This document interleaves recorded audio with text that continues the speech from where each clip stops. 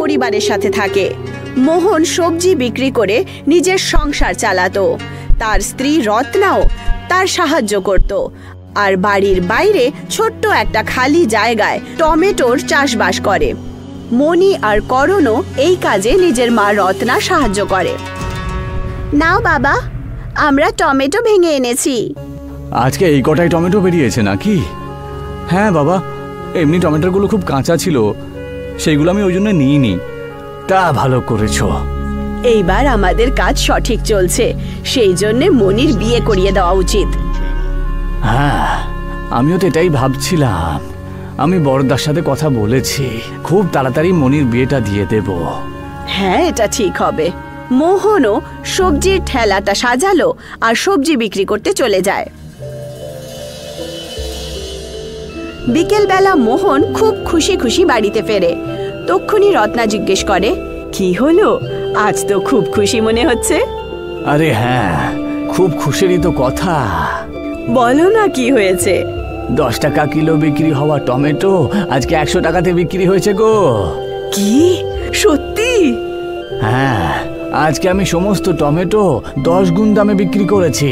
এবার আমরা তাড়াতাড়ি বড়লোক হয়ে যাব। এটা তো খুবই খুশির কথা। হ্যাঁ, এবার আমাদের সমস্ত কাজ ঠিকঠাক চলবে আর আমরা মনির বিয়েটাও ভালো করে দিতে পারবো। সে আর তার পুরো পরিবার খুব খুশি হলো। কিন্তু এই খুশি শুধু 2-3 দিনের ছিল।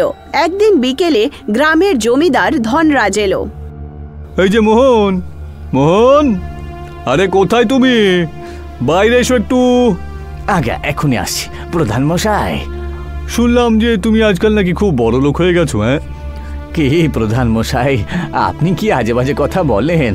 টমেটো বিক্রি করে কে বড় লোক হতে পারে বলুন তো? আরে কেন ভাই, তোমার কাছে এত টমেটো রয়েছে যে তাও তুমি নিজেকে বড় লোক মনে করছো না? কদিন আর দাম বেড়ে থাকবে, আর এই টমেটোর গাছও তো খুব বেশি নেই আমার কাছে।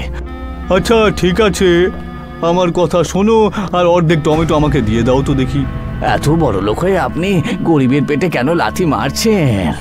এই বেশি কথা বলো না, না হলে আমার চেয়ে খারাপ আর কেউ হবে না।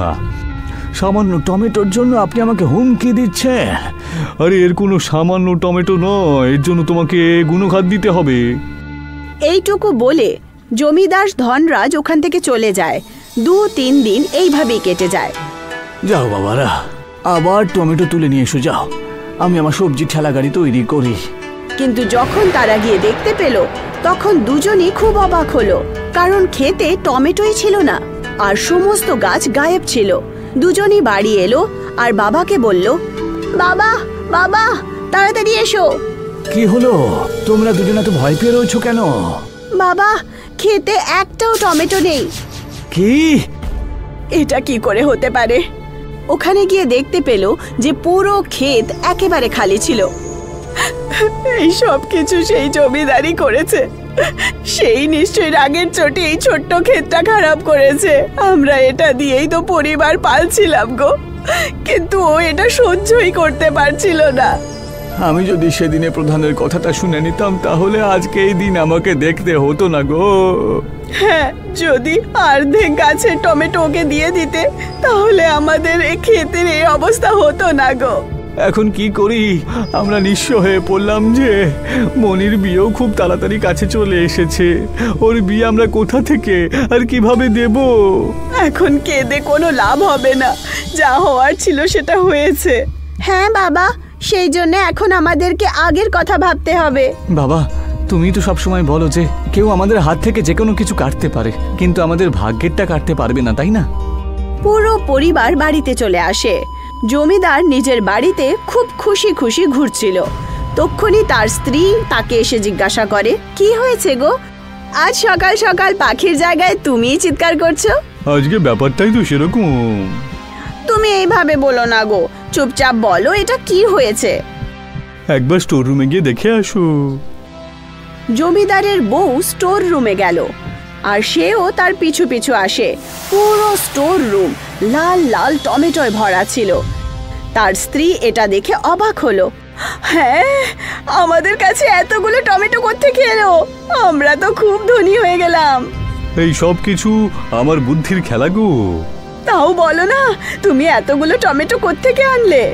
আরে এখন এটা বলার কোনো দরকারই নেই। তোমার যত টমেটো লাগবে তুমি নিয়ে নিতে পারো, আমি বাদবাকি টমেটো বাজারে গিয়ে বিক্রি করে দেব। ঠিক আছে, 4টে টাকা বাড়িতে আসবে। মোহনের পরিবার খুব দুঃখী ছিল। তার স্ত্রী ওকে বোঝাচ্ছিল, যেটা হয়ে গেছে সেটা ভুলে যাও গো, কেন এত চিন্তা করছো? আমি ভুলতে পারছি না, আমি আমার মেয়ের বিয়েটা ভুলতে পারছি না গো। বাবা, আমরা বাজার থেকে টমেটোর গাছ কিনে আবার চাষবাস করতে পারি। যতক্ষণ তুমি সবজি বিক্রি করবে ততক্ষণে আমরা আবার চাষ করে নেব। হ্যাঁ, এইটা তুমি ঠিক কথাই বলেছ, আমাদের আবার জমি চাষ করতে হবে। আমার মনে হয় যে আমাদেরকে আর দেরি করা উচিত নয়। সবাই মিলে গাছ লাগিয়ে দেয়। মোহনের আবার সেই দিনচর্চা চালু হয়ে যায়। ও সবজি বিক্রি করতে শুরু করে আর টমেটোর আসার অপেক্ষা করতে লাগে। এবার গাছে দেখছি টমেটো এসেছে। হ্যাঁ, কিন্তু কিছুদিন পর্যন্ত সবজি বিক্রি করা বন্ধ করতে হবে, কারণ মনির বিয়ে, সমস্ত কাজ করতে হবে গো। হ্যাঁ, আমি দিনের বেলায় সব টমেটো বিক্রি করে দেব আর ধুমধাম করে মেয়ের বিয়ে দেব, আর কয়েকটা টমেটো বাড়ির জন্য রেখে দেব, বুঝেছো? কিন্তু ভাগ্যে কি লেখা ছিল কে জানে। সেই দিনই রাত্রিবেলা খুব জোরে তুফান চলে আসে, যার কারণে টমেটোর চাষবাস খুব খারাপ হয়ে ওঠে, যাতে সমস্ত ফসল খারাপ হয়ে যায় আর পাকা টমেটো খারাপ হয়ে যায়। যখন সকালে রত্না উঠে দেখলো আর মোহনকে আওয়াজ লাগালো, আরে শুনছো, তাড়াতাড়ি এসো। আবার কি হলো? সকাল সকাল চিৎকার করছো কেন?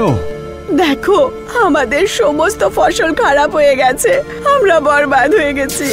হায় ঈশ্বর, এমন ক্ষতি কেন করলে? বারবার গরিবদের কেন অসুবিধায় ফেলছো? এখন কি হবে? কি করব আমরা? বাবা, এবার আমরা কি করব? যা ঈশ্বরের ইচ্ছা তাই তো হবে বাবা। সবাই খুব মন খারাপ করে নেয় আর নিজের বাড়িতে এসে যায়। তুমি চিন্তা করো না গো, সব ঠিক হয়ে যাবে। কিচ্ছু ঠিক হবে না গো। 2 দিনে মনির বিয়ে আছে। কিছু টমেটোরে আশা করেছিলাম, কিন্তু এখন আমাদের কাছে টাকাই নেই যে। হ্যাঁ, এটাই তো আমি ভাবছি যে এবার কি হবে। তক্ষুনি দরজায় জমিদারের বউ মেনকা আসে আর বলে, মনি আমারও মেয়ে, সেই জন্য এখন চিন্তা করার কোনো দরকার নেই, কারণ আমি চলে এসেছি। আপনি আমাদের গরিবের ঘরে, আপনাদের থেকে ধনী কেউ নেই, আপনারা অনেক ধনী। আমি আপনাদের সামনে খুবই ছোট, কারণ আমার বর আপনাদের সাথে যাই করেছে সেটা আমাকে খুব ছোট করে তুলেছে। প্রধান মশাই আবার কি করলো?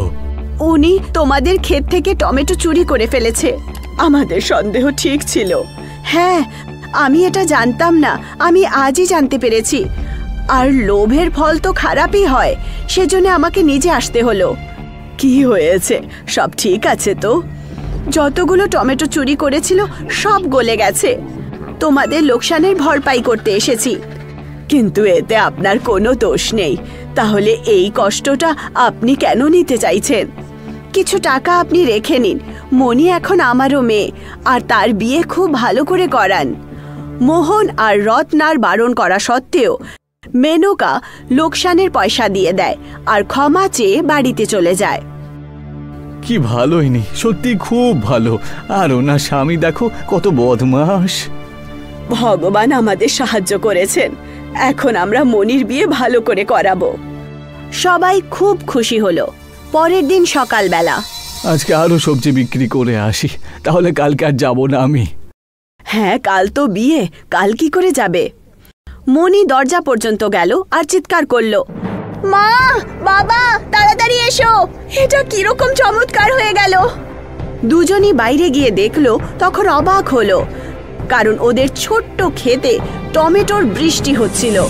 ওখানে অনেক বড় টমেটোর পাহাড় তৈরি হলো। এটা দেখে সবাই খুব খুশি হলো। কেউ ঠিক কথাই বলেছিল যে ঈশ্বর যখন দেয় সবকিছু উজাড় করে দেয়। হ্যাঁ, ভগবান আমাদের সততা আর প্রয়োজন দেখার পরই টমেটোর বৃষ্টি করিয়ে দিলেন। তক্ষুনি ওরা পেছনে ঘুরে দেখলো, তখন ঘরেও টমেটোর বৃষ্টি হচ্ছিল। মোহন টমেটোর ঢের বাজারে বিক্রি করে দিল। মোহন অনেক হাজার টাকা টমেটো বিক্রি করে রোজগার করেছিল। জমিদার যখন এই কথাটা জানতে পারে তখন সে নিজেকে দোষী মানে আর কখনো চুরি না করার প্রণ নেয়। পরের দিন মনির বিয়ে খুব ভালো করে হয়ে গেল। মোহন এখন খুব ধনী হয়ে গেল। এখন সবাই হাসি খুশি থাকতে শুরু করে।